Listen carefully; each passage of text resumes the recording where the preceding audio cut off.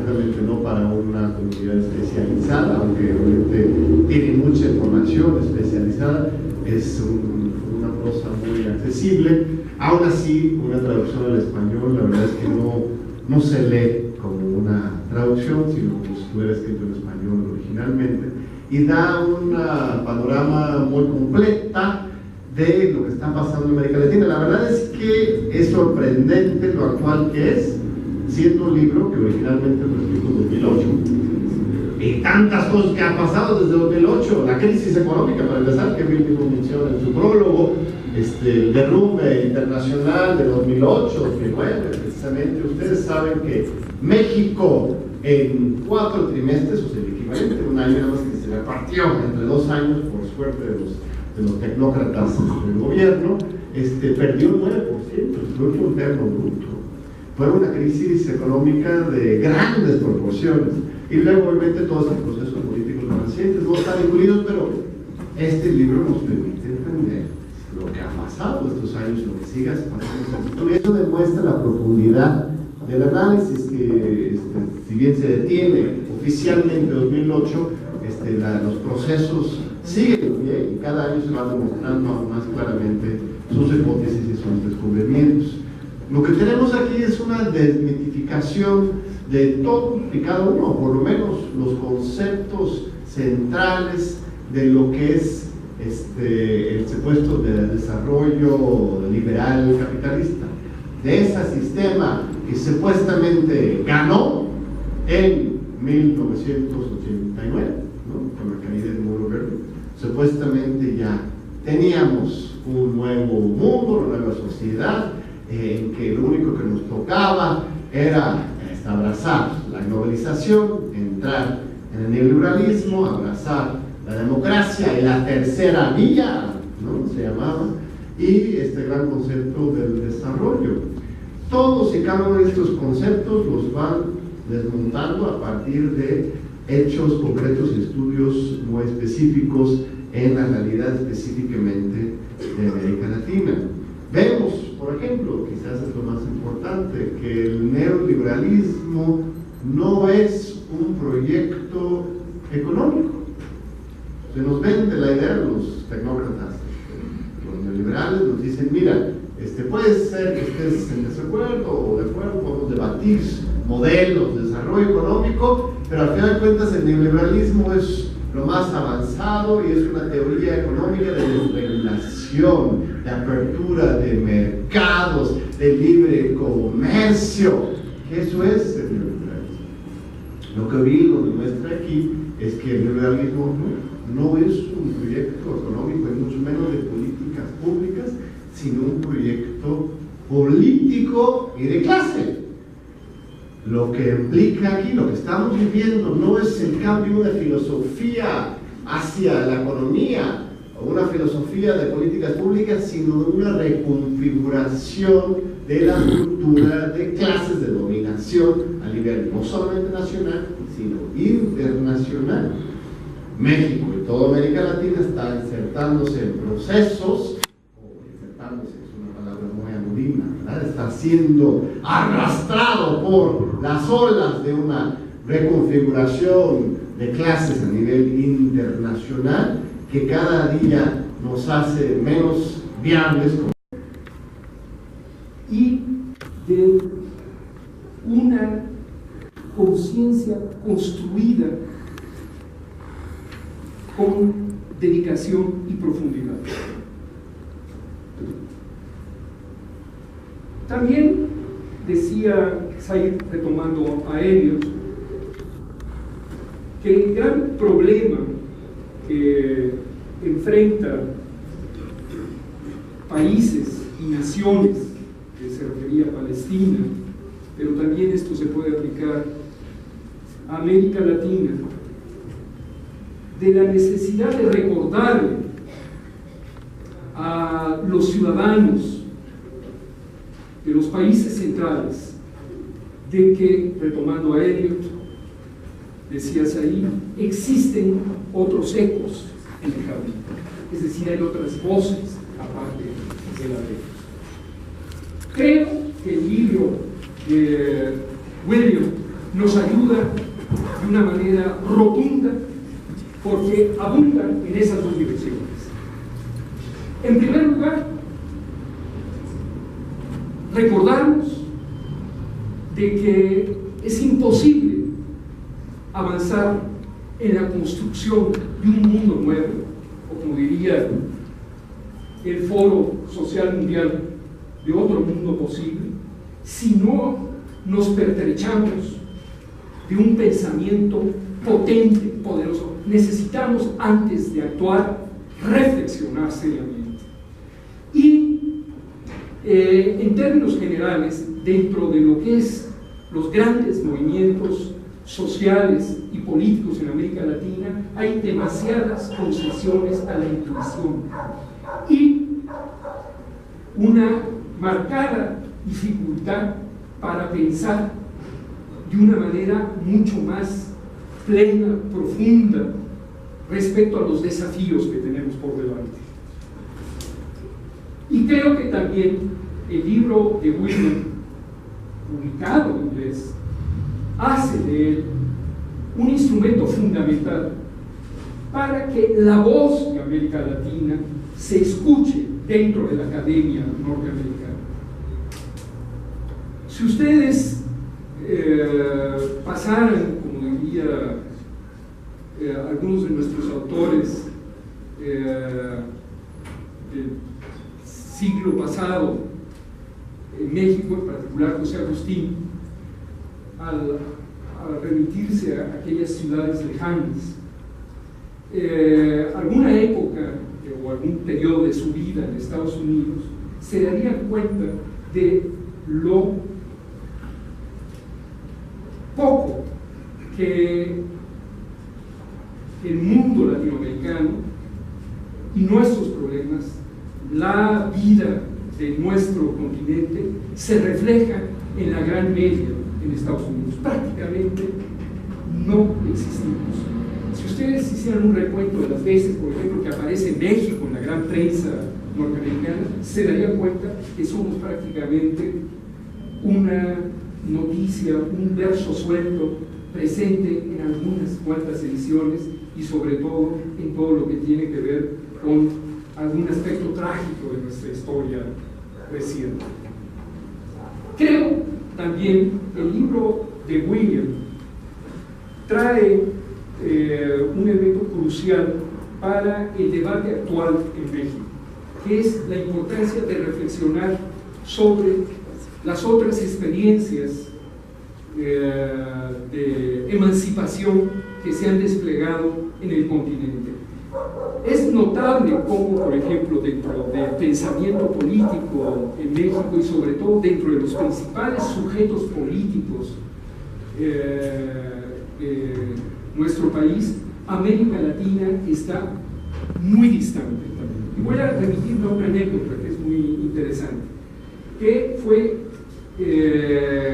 algo en lo que yo estuve involucrado, que ocurrió precisamente hace 10 años, cuando Evo Morales gana las elecciones en Bolivia sorpresivamente y viene lo que es el traslado de mando en la ciudad sagrada de Tijuana. Alex Contreras, brazo derecho de Evo, me manda, yo lo había conocido en el Foro Social Mundial, 2 cartas. Una dirigida a López Obrador y otra dirigida al subcomandante Marcos, invitándolos a ambos a participar en lo que era un momento de una enorme importancia simbólica para América Latina, porque desde la llegada de Benito Juárez a la presidencia de la República de México en el siglo XIX, se trataba de la primera ocasión en que un indígena de nuevo iba a ser ungido como presidente de una de nuestras repúblicas, y no en cualquiera de ellas, sino en Bolivia, con lo que esto tenía de ruptura en todos los sentidos. Bueno, una de las cartas se la hice llegar al comandante Moisés por las rutas indicadas. y posteriormente hablaré de cuál fue la respuesta del subcomandante Marcos a esa misiva. La otra, me presenté a la oficina que tenía López Obrador en San Luis Potosí, y ahí me recibió Alejandro Esquerra, que también es una de las gentes que trabaja más de cerca con López Obrador. Era muy curioso, porque cuando yo llego con la carta de Evo Morales, prácticamente no la quería recibir. Se trataba de un personaje vinculado con el mundo de la coca, ¿no? Y estábamos unos pocos meses de las elecciones presidenciales en México, y resultaba un poco difícil, incómodo, recibir un documento de un indígena cocalero. Finalmente la recibió de TI, tengo una nota firmada por Alejandro Esquerra, ¿no? Recibido, muy riguroso, porque tenía que dar cuentas en Bolivia, y me dice: no vamos a poder ir a Bolivia porque tenemos que ir a Megatónica. Muy sorprendido. En aquel momento, ¿no? La presencia de López Obrador en Bolivia, después de lo que había sido la guerra del gas, la guerra del agua, ustedes recordarán que había habido prácticamente una ruptura profunda entre el gobierno mexicano y el movimiento del socialismo en Bolivia, porque quien estaba metido de lleno en el intento de sacar el gas boliviano por Chile era México, porque era gas que todo posteriormente se iba a relicuar, transformar en Baja California para ser enviado para abastecer a las eléctricas norteamericanas que estaban ayunas de gas. Era un momento particularmente dramático en donde López Obrador, en ese evento que iba a tener en Tijuana y posteriormente en el Palacio del Quemado, en La Paz de Bolivia, hubiera sido prácticamente recibido como el jefe de Estado en los hechos de México. Y hubiera coincidido con Kirchner, hubiera coincidido con la Bachelet, hubiera coincidido con Lula, hubiera coincidido con Tabaré Vázquez, hubiera coincidido con Hugo Chávez, y hubiera sido un momento de suma importancia para lo que era el despliegue, digamos, de la campaña electoral de López Obrador. Pero prefirió ir a Megatónica. Sus razones habrá tenido, ¿no? Pero quiero señalar de que en México estamos en una lógica completamente anacrónica. Estamos tratando de reeditar proyectos que en un momento determinado nosotros cuando menos tendríamos que hacer una reflexión muy profunda, y es a lo que nos invita el libro de William Robinson, sobre los aciertos, pero sobre todo de los errores que se cometieron en los gobiernos post-neoliberales en América Latina. Y es a eso a lo que nos invita el libro de William Robinson, y en eso reside la gran virtud del siglo XXI, de dar a conocer esta obra que califico yo de absolutamente corrosiva dentro de lo que es el actual debate político en México, porque nos confronta con las fortalezas, pero también con las debilidades de los proyectos postneoliberales. Quiero decir que, con eso concluyo, no sé cómo estoy de tiempo, con esto concluyo. Este pasado domingo, hace escasas 48 horas, acaba de haber elecciones municipales en Brasil.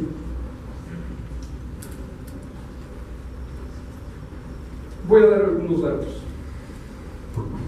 En 2000, el PT sacó 11.900.000 votos en las elecciones municipales. En 2004 sacó 16.181.000 votos. En 2008 sacó 16.626.000 votos.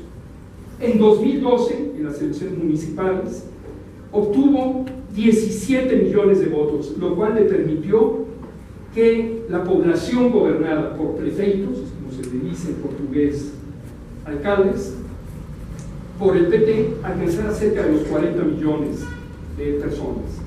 En 2016, hace 48 horas, el PT sacó 6 millones de euros. Una absoluta bancarrota política de un proyecto que, cuando menos, fue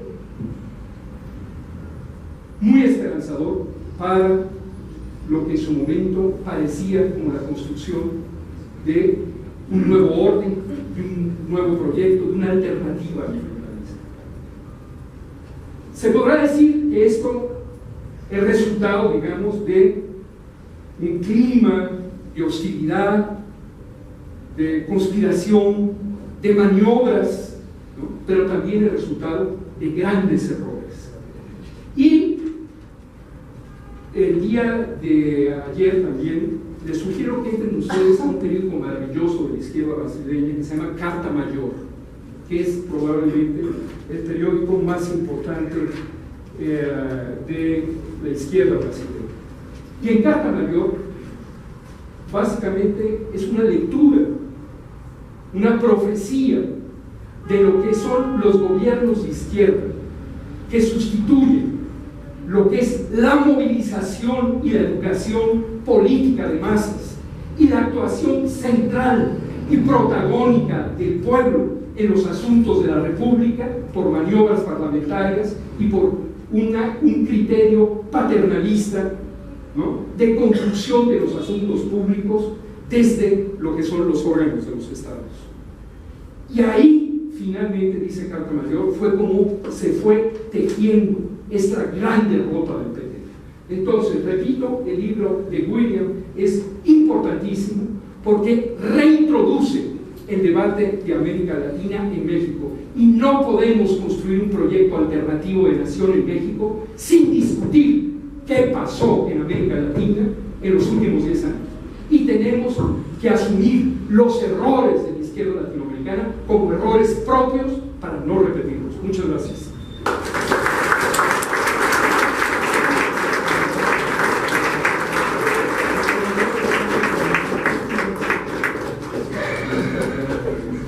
Bueno, le agradecemos a Edmundo Velasco su elocuente intervención en torno al libro de William Robinson, América Latina y el capitalismo global.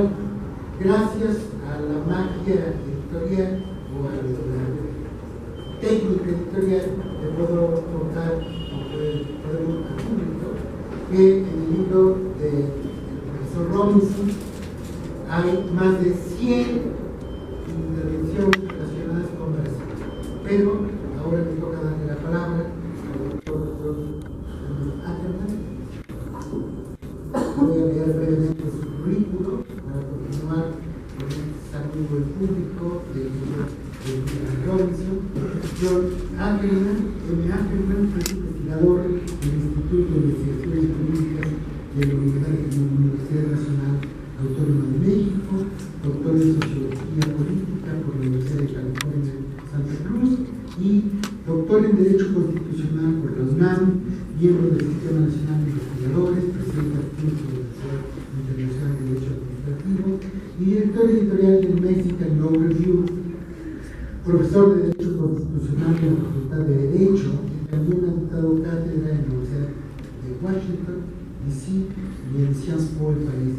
Es largo el currículo, no lo voy a leer todo, pero sí me gustaría destacar que es colaborador de distintas publicaciones internacionales y nacionales, además de La Jornada, como el New York Times, Financial Times, el último artículo, The Guardian, y que además es autor de libros del siglo XXI y autor de distintas otras obras sobre los temas de la transición democrática, la autonomía y la constitución, y sobre el tema del derecho constitucional y de la teoría del Estado, digamos, en la época global.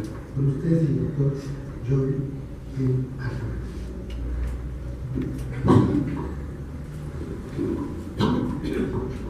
Casi me dejo inspirar alguna vez. Todo en los meetings, se convierte en meeting ya. Muchísimas gracias a todos aquí. En primer lugar a don Jaime Labastida, por acá, director de Siglo XXI Editores, María Boscos, Luis Galeana. Luis, ¿estás aquí todavía? Sí, todavía. ¿María sigue aquí? Sí, claro. Muy bien. Adolfo Castañón, muchas gracias por encabezar esta mesa. Es un honor y gusto estar aquí en Siglo XXI.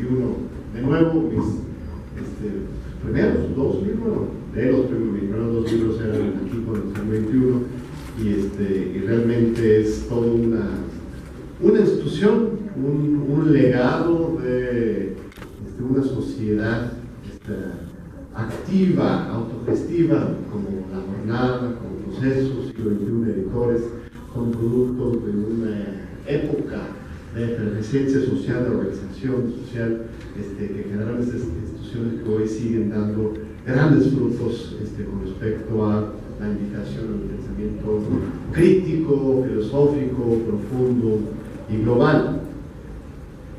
En segundo lugar, pues muchas gracias en primer lugar también, ¿verdad? Gracias a Bill. La verdad es que hasta ahora nos estamos conociendo personalmente, Bill Robbins y yo, pero pues te he seguido la pista desde hace décadas, literalmente. Incluso hace unos años le rogábamos a Bill que viniera a México, a la UNAM, y no podía, tenía la agenda muy complicada, y ya me invitó mejor él a mí a esta presentación del libro, lo cual me dio muchísimo gusto y acepté inmediatamente, porque Bill es de los grandes intelectuales de los Estados Unidos, no solamente sobre América Latina, sino en general, en un campo que cada vez es menos prestigioso, que hoy los politólogos y los economistas son los que se llevan los premios, pero los sociólogos, los que hacen sociología política y filosofía sociológica en esa tradición latinoamericana, esencialmente son pocos y miles, si no el mejor de los mejores en los Estados Unidos. El libro Promoting Polyarchy, estoy viendo que no está en español, ¿verdad? No está claro. Es realmente una obra maestra. A mí me cambió la vida, casi como Siddhartha, ¿no? En la prepa fue Siddhartha y en la universidad fue Promoting Polyarchy, ¿no? Te da una vuelta al mundo en 2 días y destruye todos los mitos sobre la democratización y la supuesta del ataque frontal contra Venezuela, que puede llegar incluso hasta lo militar, hasta el ataque frontal hacia Venezuela. En Ecuador nos dice que todavía no ocurrían algunas de las confrontaciones más fuertes que se dan en el Ecuador. Se acumulan nubarrones políticos frente a la empecinada determinación del gobierno de Rafael Correa de seguir adelante con el modelo extractivista de expansión de la explotación petrolera y minera, a pesar de la creciente oposición de las comunidades indígenas, sindicales y populares. Incluso aquí hubo la posibilidad de que a través de François Audin se hiciera una mediación con Correa, la misma que ha rechazado varias veces a pesar de que tal ha sido su maestro. Mientras, aquí vamos al caso de nuestro país, México se hunde en la colombianización, en tanto parece estarse materializando en este país un proyecto de fascismo del siglo XXI. Ayotzinapa todavía no herida, Nochistlán está muy fresco, ¿no? Tlaxcala y todo lo que hemos venido denunciando muchos de los analistas de nuestro periódico La Jornada. Destaca que existen expansivos movimientos sociales y de resistencia en nuestro país que enfrentan fuertes escaladas de represión, despojo y terror ante la implacable marcha de organización. Es más que evidente que la guerra contra las drogas es una grotesca cortina de humo para la acumulación primitiva por medio del terror, la militarización y la paramilitarización. Este ataque que ocurrió en Sinaloa pues nos da una muestra que ahora la Sedena dice que va con todo. Esta guerra justifica la criminalización y la represión de los movimientos sociales, mientras facilita la apropiación de los recursos por parte de la clase estacional. Y nos dice William, es más, esta colombianización globalización se extiende por Centroamérica, sobre todo por Honduras y Guatemala, diría yo que incluso por algunas regiones de Nicaragua y de El Salvador. A pesar de este complejo panorama de peligros que enfrenta la humanidad, Robinson, de manera muy optimista, creo yo, plantea que tanto en América Latina como en el mundo se presentan grandes oportunidades para proyectos transformadores y liberadores. Y nos dice por qué. Primero, el sistema ha perdido legitimidad para muchas personas, lo cual es absolutamente cierto. Segundo, el neoliberalismo agota sus reservas materiales e ideológicas. Tercero, los grupos dominantes alrededor del mundo se presentan divididos y a la deriva.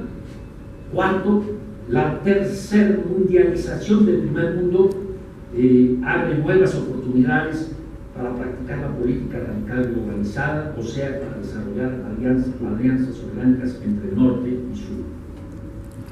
Este libro de Robinson se inscribe en los estudios sobre la globalización y específicamente la teoría del capitalismo global, que desarrolla basada en 3 elementos: producción transnacional, clase capitalista transnacional y Estado transnacional.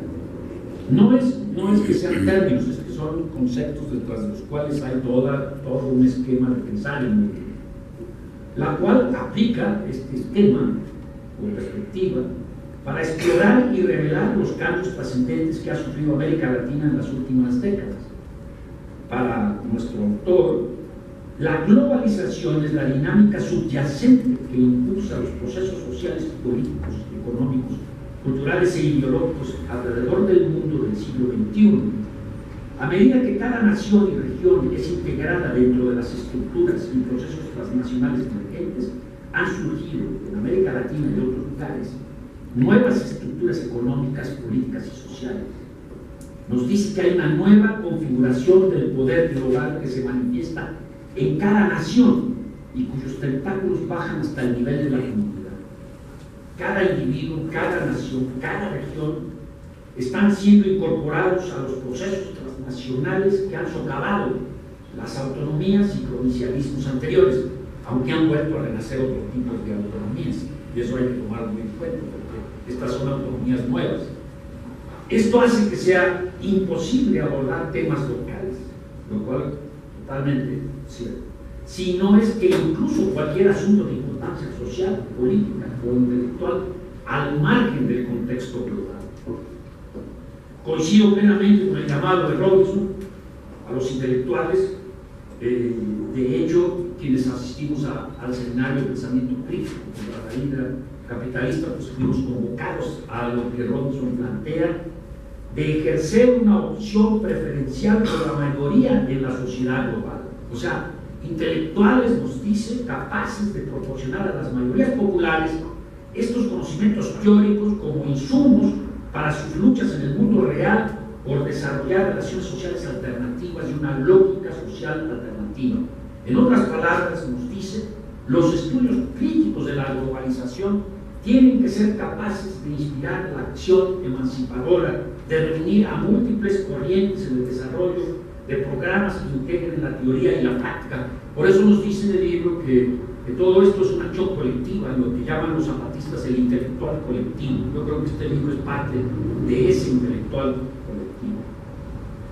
Robinson expone su enfoque particular de la globalización como una etapa cualitativamente nueva en la historia del capitalismo mundial. O sea, para este autor, la crisis capitalista mundial comenzó en la década de los 70, que es generalmente identificada como punto de inflexión para la globalización, y marca la transición a una nueva etapa transnacional en el sistema.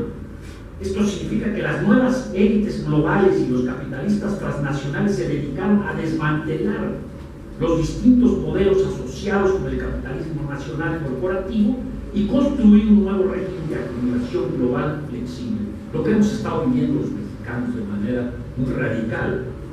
A grandes rasgos, el keynesianismo, como quieran llamar, el Estado benefactor, fue sustituido por las políticas monetaristas, las de regulación y un enfoque de oferta que incluía una gravación fiscal regresiva y nuevos incentivos al capital. el compromiso de clase fordista, nos dice, fue sustituida por una nueva relación capital-trabajo basada en la desindicalización, el trabajo flexible y la desregulación de las condiciones laborales. Aquí está, por ejemplo, la lucha del CENTE, que ha sido tal vez el único sindicato a nivel nacional que ha estado llevando una lucha ya de 3 años, de manera digna, de manera heroica, por este tipo de condiciones impuestas a la clase trabajadora. Y en la reproducción social, el contrato social de bienestar fue sustituido por la austeridad social y las leyes del mercado. Las aportaciones de Robinson en este libro para el análisis crítico de esta nueva etapa del capitalismo son muchas, por lo que me limito a exponer solo las que me parecen cruciales para entender su perspectiva. Entre estas, por ejemplo, enumerar los cambios fundamentales en el sistema, y lo hace de manera muy pedagógica. El libro es muy pedagógico, les digo que para que un antropólogo entienda economía política, ya, ¿no? 1. El aumento del capital verdaderamente transnacional y un nuevo sistema globalmente integrado de producción y finanzas. 2. La transnacionalización de las clases y el surgimiento de una clase capitalista transnacional como clase hegemónica en todo el mundo. 3. El surgimiento de un aparato de Estado transnacional. Esta es una cuestión, ¿no?, machacona, pedagógica, muy importante, que tiene toda su obra. Nuevas relaciones de poder y desigualdad en la sociedad. Temática fundamental que también aclara Robinson, y para aquellos que hemos estado estudiando, por ejemplo, la cuestión nacional desde el punto de vista del marxismo, es muy importante su aportación, gira en torno a que la globalización no significa el fin del Estado-Nación. Porque hay algunas corrientes de la globalización que señalan ya el fin de los Estados-naciones. A mí no me parece, y creo que la posición de Robinson nos aclara cuál es la tarea del Estado-nación. Él nos dice que el Estado-nación no desaparece, sino que se transforma en estados nacionales neoliberales. Ribadeo le llama, por ejemplo, estados nacionales de competencia, que sirven a la acumulación de capital global sobre la local. O sea, señala que estos estados realizan 3 servicios esenciales. 1. Adoptar políticas fiscales y monetarias que garanticen la estabilidad macroeconómica. 2. Proporcionar la infraestructura básica necesaria para la actividad económica global, o sea, puertos, aeropuertos, redes de comunicación, sistemas educativos.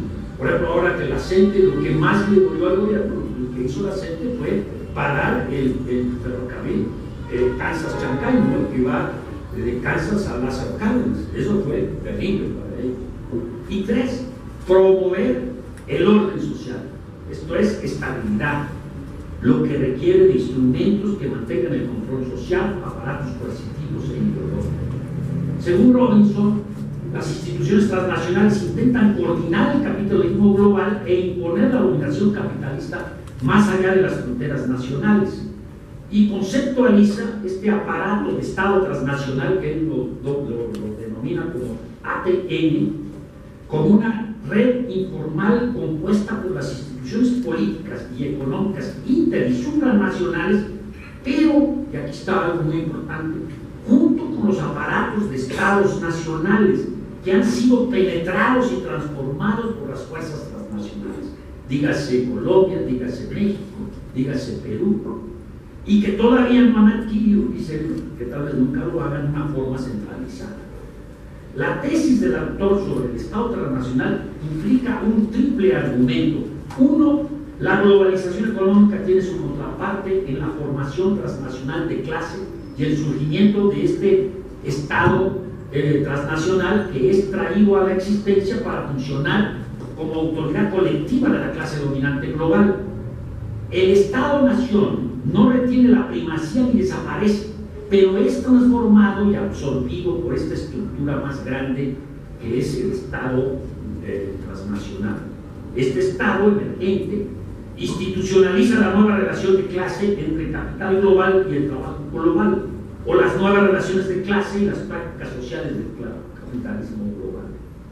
Muy importante, al menos para mí, es la aclaración de que si bien es cierto que el poder y la autonomía del Estado-nación se han reducido en relación con las estructuras de poder transnacionales, esta imagen es un poco engañosa, ya que estas estructuras de poder transnacionales están localizadas dentro de cada nación. Y él critica a los que ven el imperialismo como algo de fuera y dice: el imperialismo pasa por la transnacionalización de las clases, constituidas por fuerzas sociales concretas que son material y políticamente parte del bloque del poder transnacional emergente. Lo que hemos estado denunciando sobre que estos gobiernos que parecemos transnacionalizados cometen incluso lo que Marx hablaba como traición nacional, o sea, son gobiernos de traición nacional. De ahí el recurrir incluso a una figura jurídica que pasa desapercibida para todos, que es la traición a la patria. ¿Quién piensa en la patria en estos días? Bueno, la patria sí está siendo defendida por los oprimidos y está siendo totalmente olvidada por los represores. Y advierte: una de las contradicciones fundamentales del sistema capitalista global es la que se da precisamente entre esta globalización de la economía y un sistema político basado en el Estado-nación. El aparato del Estado transnacional es incipiente e incapaz de regular el capitalismo global o de corregir muchas de sus tendencias a la crisis. Yo creo que esta es una obra excepcional, es imprescindible para conocer la realidad de nuestra América. Yo ya no tengo tiempo para plantear algunas de mis dudas. Por ejemplo, no queda claro la cuestión del Estado de Estados Unidos. Me queda claro que no es que, por ejemplo, el aparato de Estado estadounidense sirve a esta clase transnacional a nivel global. Y ahí tiene unos apartados en donde pone mucho de lo que hemos estado nosotros exponiendo cuando hemos hablado del terrorismo global de Estado, cuando hemos hablado de los materiales de la contrainsurgencia y del papel que juega Estados Unidos como el capitán del barco transnacional, ¿verdad? Pero en un momento dado podría parecer que ese mundo del imperialismo, que podría ser rescatado también como un imaginario, y lo vemos en África, lo vemos, si bien es cierto que juega Estados Unidos un papel para el bienestar de toda la clase económica transnacional, también es cierto que, por ejemplo, Estados Unidos se beneficia como Estado. El 90% de los países en África están siendo víctimas de operaciones especiales de las fuerzas especiales de los Estados Unidos. Él lo menciona aquí, menciona mucho la cuestión de las bases, de los nenúfares, etcétera, pero es la parte donde no es que no tenga coincidencias con lo que plantea Ruiz, pero es la parte donde podríamos discutir más, porque pues uno sigue siendo anticapitalista y sigue siendo antiimperialista, y cuando uno habla de imperialismo en América Latina, pues tiene uno que hacer referencia a Estados Unidos. Aunque esta clase se beneficia globalmente, Estados Unidos siempre ha representado en América Latina el brazo armado de las corporaciones, ahora transnacionales, pero finalmente es un Estado contra el cual, como Estado, nos tenemos que enfrentar. Y es ahí un tema que dejo para el debate. ¿Qué significa actualmente imperialismo? Lo dice de muchas maneras aquí, tomando en cuenta esta cuestión del Estado transnacional, pero creo que podría diluirse la responsabilidad máxima, diría yo, de los crímenes de Estado global que juega Estados Unidos, su papel como gendarme, su imaginario de la única nación probable o con posibilidad de existencia, lo dijo Obama en su discurso en West Point, ¿no? De tal manera que sigue empezando estos discursos, pese a la clase transnacional, sigue empezando estos discursos al nivel de los estados nacionales que hacen, por ejemplo, que muchos sectores de la clase obrera, incluso del pueblo afroamericano, vean una perspectiva racional en un Trump, ¿no? O sea, hay ahí toda una historia de imperialismo, particularmente en el caso de América Latina, que no podemos olvidar y de repente pensar en algo diluido que podría ser responsabilidad diluida de una clase transnacional que no tiene nombre y apellido. Para nosotros, imperialismo siempre significará Estados Unidos. Bueno, muchas gracias y felicidades, Miriam, por esta obra.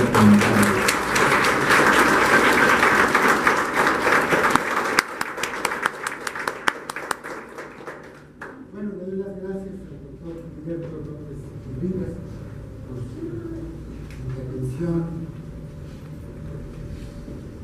panorámica sobre este libro, América Latina y Antísimo Global, una perspectiva de la globalización, que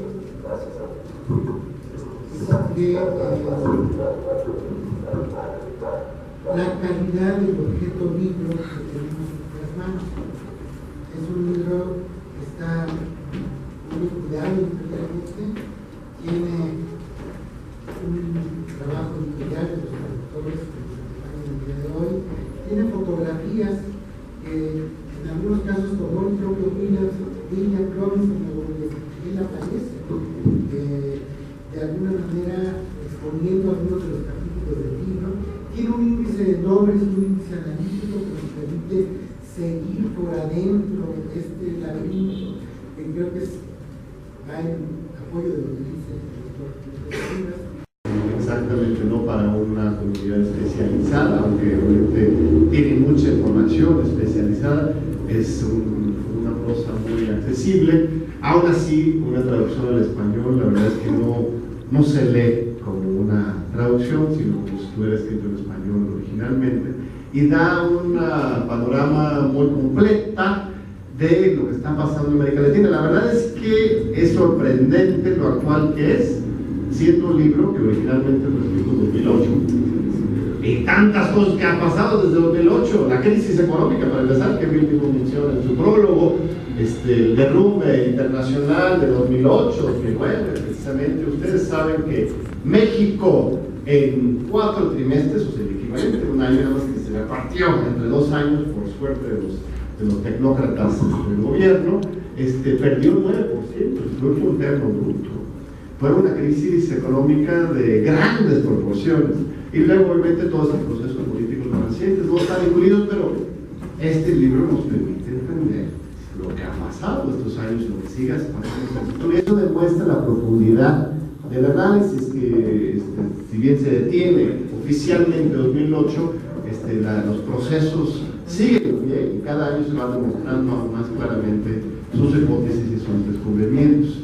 Lo que tenemos aquí es una desmitificación de todo y cada uno, por lo menos los conceptos centrales de lo que es el supuesto de desarrollo liberal capitalista, de ese sistema que supuestamente ganó en 1989, ¿no? Con la caída del muro verde.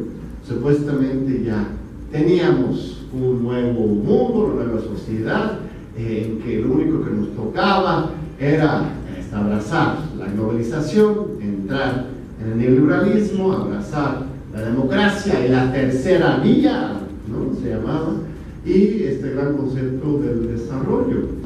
Todos y cada uno de estos conceptos los van desmontando a partir de hechos concretos y estudios muy específicos en la realidad específicamente de América Latina. Vemos, por ejemplo, quizás es lo más importante, que el neoliberalismo no es un proyecto económico. Se nos vende la idea los tecnócratas, los neoliberales nos dicen, mira, puede ser que estés en desacuerdo o de acuerdo, podemos debatir modelos de desarrollo económico, pero al final de cuentas el neoliberalismo es lo más avanzado y es una teoría económica de desregulación, de apertura de mercados, de libre comercio. Eso es el neoliberalismo. Lo que Bill nos demuestra aquí es que el neoliberalismo no es un proyecto económico y mucho menos de políticas públicas, sino un proyecto político y de clase. Lo que implica aquí, lo que estamos viviendo, no es el cambio de una filosofía hacia la economía una filosofía de políticas públicas, sino una reconfiguración de la estructura de clases de dominación a nivel no solamente nacional, sino internacional.